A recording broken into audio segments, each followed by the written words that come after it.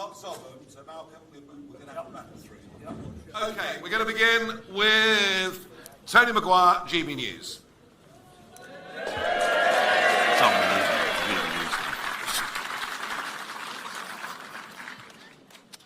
Good afternoon, Nigel and Malcolm. I just wanted to ask you a bit more of a national story to kick us off here. Sadiq Khan has told an Italian newspaper that he wants Labour to pledge to rejoin the EU if they win the next general election.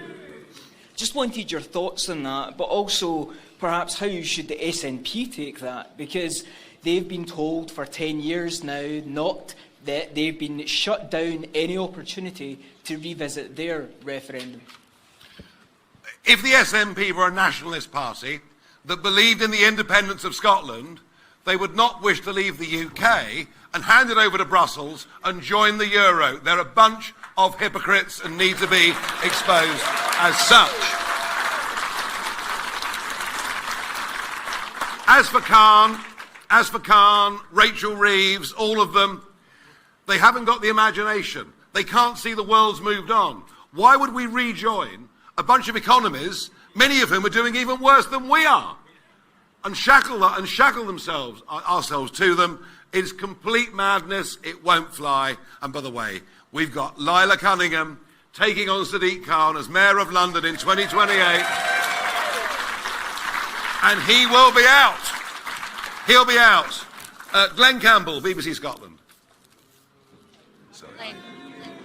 Oh, come on, give him a break. Give him a break. It's nice to feel that warm welcome. Nigel Farage, when you see the sharp spike in energy prices, do you regret saying that the UK should stand by America in the action against Iran? The action against Iran was a decision taken by the Americans and the Israelis. We weren't part of it. I wasn't part of it. But you know something, in life you have to pick a side. And I think to have forbidden the Americans from using Diego Garcia, for example, was a terrible mistake. A terrible mistake. And we don't have to agree with everything America does. We don't have to join the offensive. I mean, how could we? It's now 19 days since a sovereign base was attacked in Cyprus, and not a single Royal Naval vessel has yet arrived. So we should support them. I'm not suggesting getting involved in the war. We're too weak and puny, even if we wanted to. But if we cast America off completely, our islands are defenceless. That is the point I'm making. Thank you very much indeed. Sorry, come in any time you want, Michael. We'll try and wrap this through. Ewan Petrie from STV. This is like a pantomime, isn't it? Merry Christmas, Mr. Farage.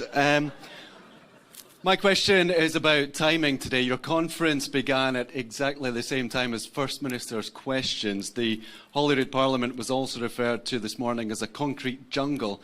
Isn't that displaying a level of contempt for a Parliament to which you are hoping to get members elected?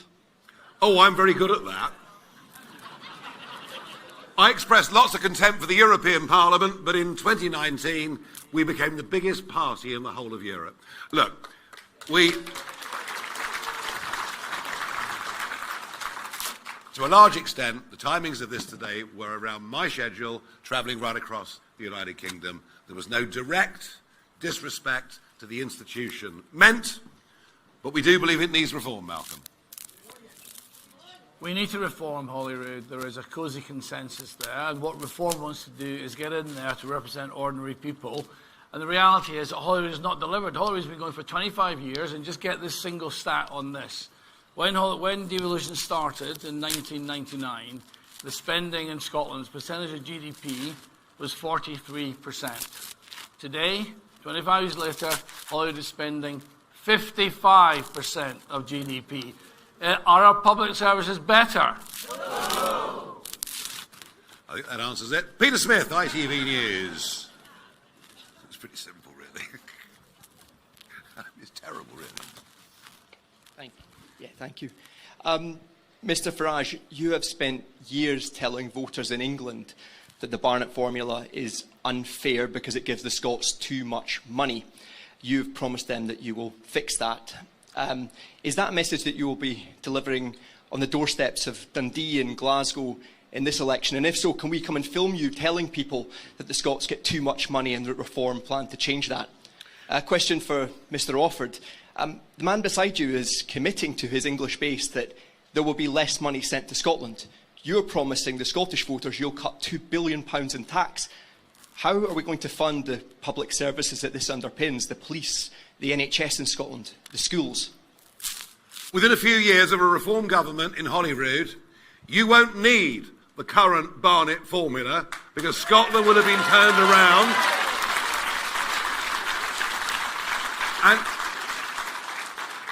And even the culture of saying we must get more and more and more from central government, if you think about it, it's the wrong mindset. It's the wrong mindset.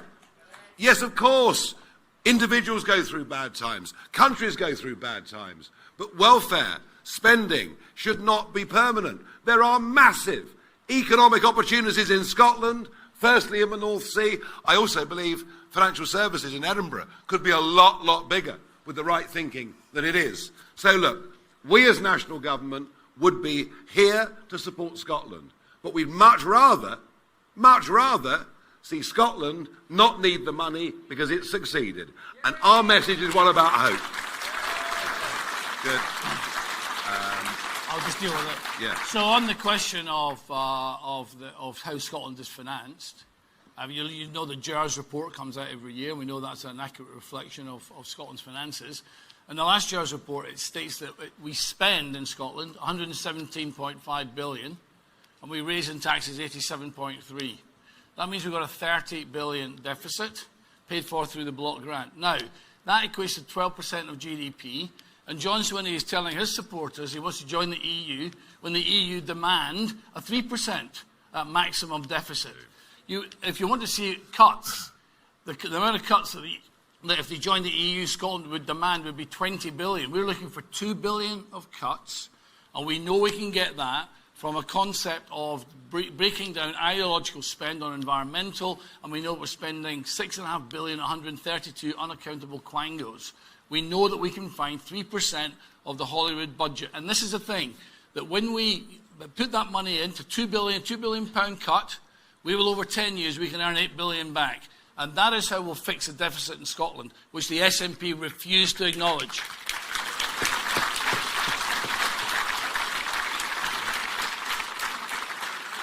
James Cook from BBC News. Thanks very much, Mr Farage. Good afternoon. For one question to yourself, Mr Farage, if I may, why should the people of England pay higher taxes than the people of Scotland? And for Malcolm Offord, your manifesto here says you are against rancour and division, and yet you stood there dividing the people of Glasgow into locals and strangers. Is that not simply stirring up rancour and division? You go first? You go first. Whether you like it or not, from the BBC, you need to go and visit our working class communities to find people are upset, scared, divided and no longer cohesive. It's not something we're making up. Glasgow has got a fantastic track record of integration, of immigration over 75 years. Am I correct? Yes. Okay? But what we have not had is in 5 years a sudden influx of men from countries that most of us have never been to where they don't speak English, and we know that they've come to Glasgow because the local connection rule is broken. They will get free food and lodgings in Glasgow they can't get in England. That is not fair on local people. That is not divisive. We're trying to do the opposite. We want cohesive communities.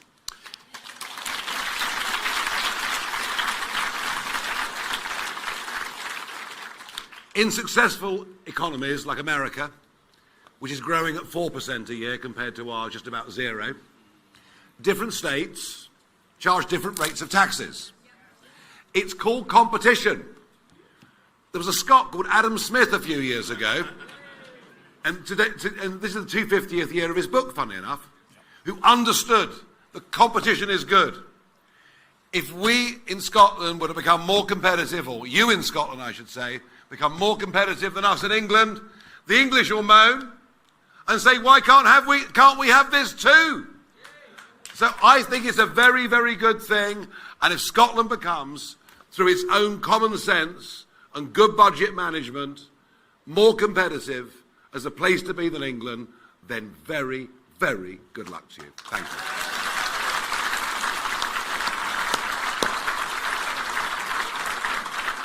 you. Catherine Sampson, Channel 4. Malcolm offered, you said at the start of this, you want to be the next First Minister. Mr Farage, you then said you want reform to become the official opposition. There appears to be an ambition gap here. Is that because winning would actually be the worst thing that could happen to reform in Scotland because you'll be forced to deliver? No, it's simply, Catherine, because I'm so modest, shy and understated in virtually everything that I do. And I never like to oversell. I like to undersell and overdeliver. And, I genuinely think that there is an energy and an enthusiasm and a sense of optimism about what we're offering and what we want to have debated, and I think we really could surprise you. And that's all I'm going to say on the subject. Thank you. David Walker, Scottish Daily Express. Hi both. First, a couple of questions for you, Nigel. You suggested in your speech that the Islamic chanting you see at Trafalgar Square will come to Scotland. Could you please expand on that a wee bit? Ways are going to happen and why?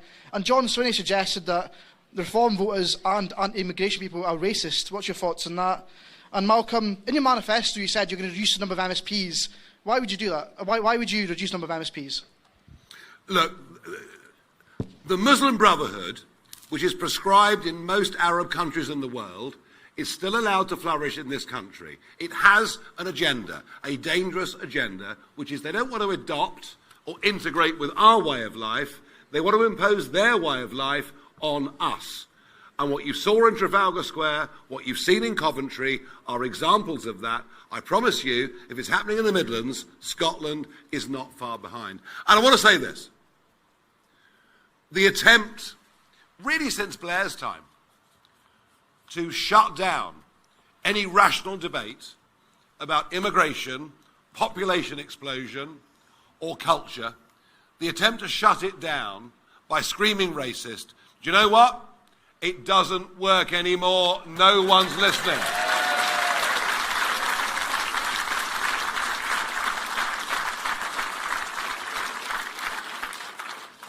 On the Holyrood question, everybody in this room knows that Holyrood is underperforming for the Scottish people. Now, Holyrood has got control over devolved matters, and Westminster looks after reserved matters. Okay, and 80% of daily life in Scotland is influenced by Holyrood. Let me ask you this question. What percentage of Holyrood debating time is given to devolved matters, the schools, the hospitals, the roads, instead of ridiculous debates on international matters or reserved matters to London? Holyrood needs reforming. Yeah, very good. Justin Bowie, Press and Journal. Thanks, both. A question also covering the Courier. Nigel, your comments were brought up regarding the tightening of handgun laws after the Dunblane tragedy recently. Given it's 30 years on from that and it's been brought up recently, do you regret your comments at the time, and would you stand by your views that those comments were knee-jerk? Or sorry, that the laws were knee-jerk? No, we should ban everything. Let's ban everything. All I said was, I thought it was ludicrous that the British Olympic shooting team had to go to Calais to practice when we have armouries all over this country where guns of all kinds could perfectly safely be kept and used. After all, our forces have them under lock and key and the public have no access to them. But this is, I'm afraid, the world we're living in. We're living in a world where politicians think their job is to make government bigger, taxes higher, and control of every aspect of our lives, frankly, in many cases, taken away from us. On to Mark McLaughlin, the Scottish Sun.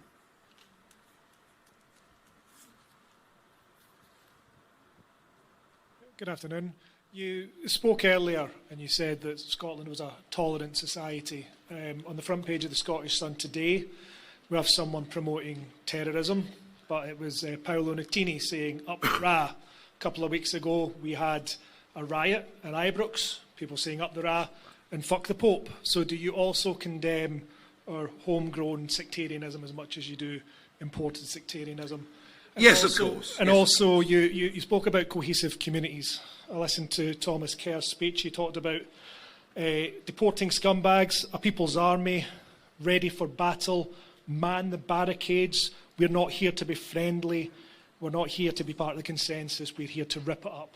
Do you not think that when people are as angry as you say they are, that kind of language, militaristic language, could be dangerous and inflame tensions rather than build cohesive communities? I've used the phrase people's army for a very, very long time, and we are a people's army, but we're not armed with weapons, we're armed with passion in our hearts, all right? And that is our people's army.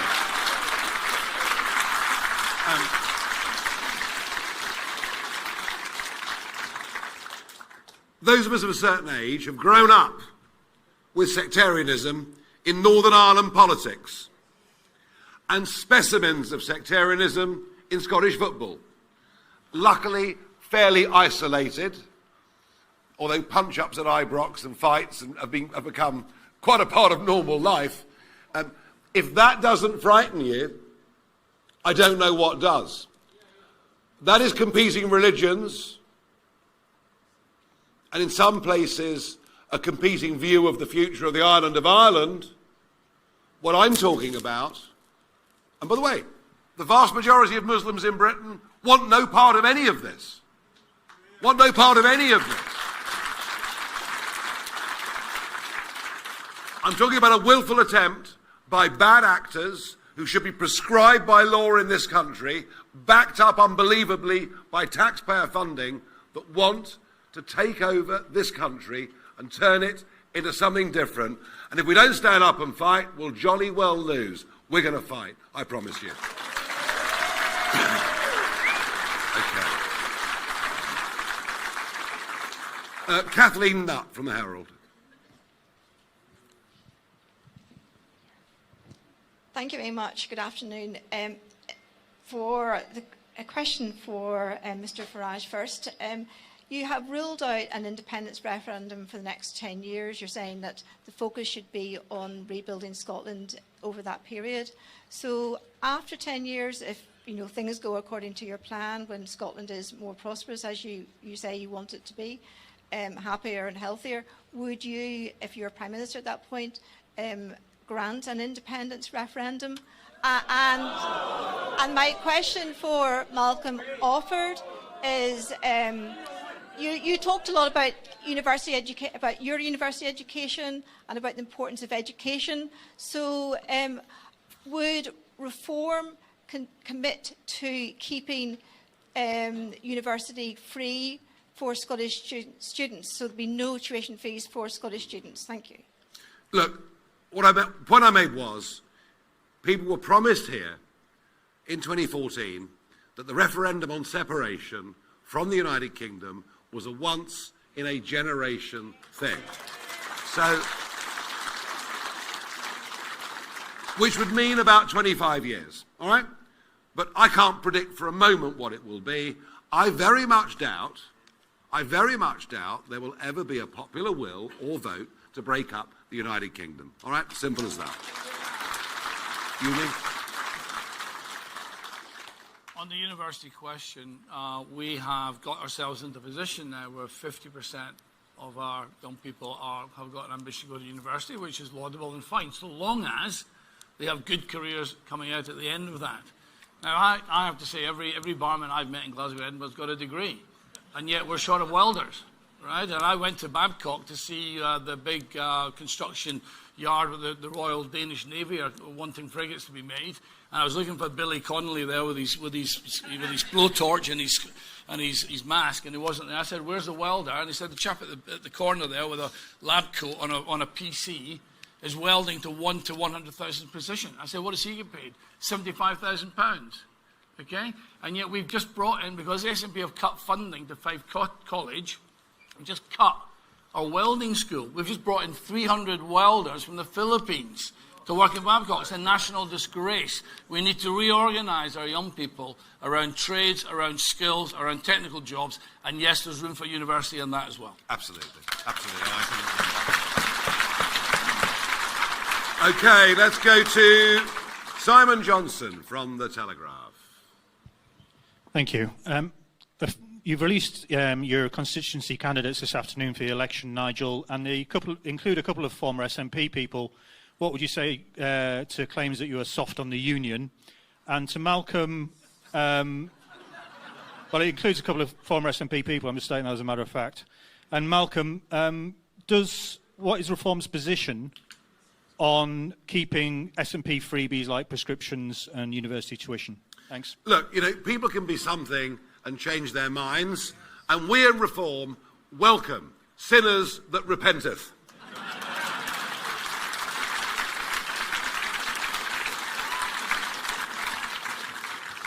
So, on all the freebies, I said in my speech that in the last 10 years, S&P have created a welfare economy, and they had a mandate to do that. They had a mandate to do that, and that's how they chose to spend their money. And if you look at the spending departments in the last 10 years, the department that's got the highest spending per annum is welfare, 15% per annum, and one of the lowest spending departments is the police at 3% per annum, which tells you how choices have been made. So my view on this is we need to grow our economy. So when we talk about we're spending 120 and raising 90. Let's grow the 90, and then we will have more money to spend on all the things that people want for free. Okay, we're going to keep going with a couple more. Dan Sanderson from The Times, Scotland. Hi, thanks very much. We've heard today that Glasgow is a city of lawlessness and anarchy. I was just wondering if you could say a bit more about how Reform would restore order, and in particular the Scottish Police Federation has called for more access to guns for police officers and for them to be routinely equipped with tasers. Is that something you would support? Thanks. So on Glasgow, as I said, I've been out on the main streets of Glasgow, and it's not a pretty sight. And the fact is we should not blame the police. They're underfunded, they're overstretched, and indeed that needs to be looked at. I think we have, as I say, we have a record amount of spending in Scotland, 120 billion. Do you know that in 25 years, when this Parliament started, the spending for Scotland was 34 billion. Today's 117 billion. On a compound annual growth rate, that is 5% growth per annum. That is not austerity. There has been no austerity in Scotland from Westminster. That is 5% annual growth in spending. It's just being spent in the wrong place. And we need to spend more on police, perhaps, and less on welfare. I have to say, on the other side of the border, I feel very sorry for our police. They've got a hell of a tough job. They're being prioritised often into doing the wrong things. They're frustrated that the Crown Prosecution Service won't press anybody for shoplifting unless they've nicked more than 200 quid. They're facing increasing violence, and I personally believe, and I'll talk for England, not Scotland here, but I personally believe that police officers should all have tasers as a means of their own self-protection. I really, really do. Alistair Grant from A Scotsman.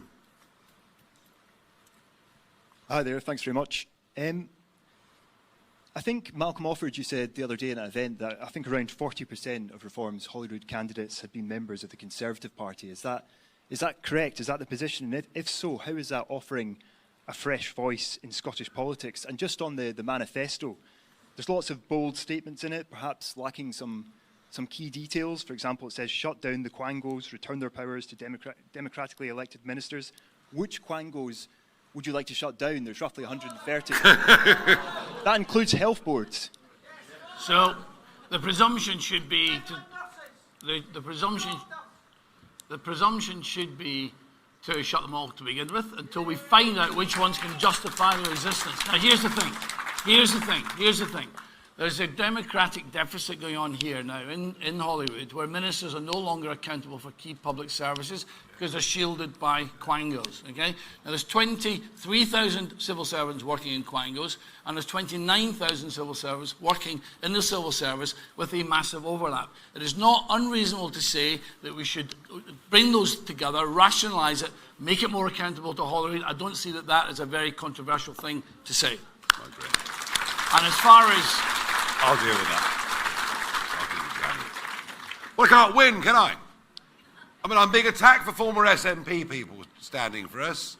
Now I'm being criticised for former Conservatives standing for us. And if they've never stood for anybody else before, you'll say they're all inexperienced. I mean, what am I supposed to do? What I will say, though, seriously, what I will say, is it's not surprising that quite a few people who've battled hard inside the Conservative Party in Scotland to try and turn it round into sensible positions have given up the ghost. And if you want any election predictions, it will be that the Conservative Party in Scotland on May the 8th will be all but obliterated. And you know what? They thoroughly deserve it. I'll do one more, because I'm just tired. Craig Patton from the Press Association. That's the last one I can take, folks. I'm sorry, we're timed out. Last one. Thanks very much. Just to follow up on Alistair's point, Malcolm, if the position is, and you said this last week as well in an event that I was at, if the position is to scrap every single Quango and then make the decision on which ones you need, how do you think that all of these, however many thousand civil servants are going to come back? Why would you come back to work if you've just been laid off at a moment's notice for no reason whatsoever? And to Nigel, just on the situation around observances in Trafalgar Square, is your position that all sort of these mass religious observances should be banned? Yes.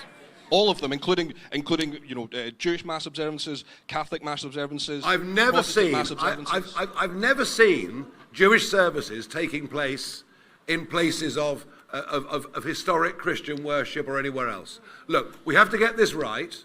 We can't stop individuals praying. We wouldn't want to stop individuals praying, but mass prayer is banned. Mass Muslim prayer is banned in many Muslim countries in the Middle East itself. So yes, we have to stop this kind of mass demonstration, provocative demonstration in historic British sites, because that's what it is.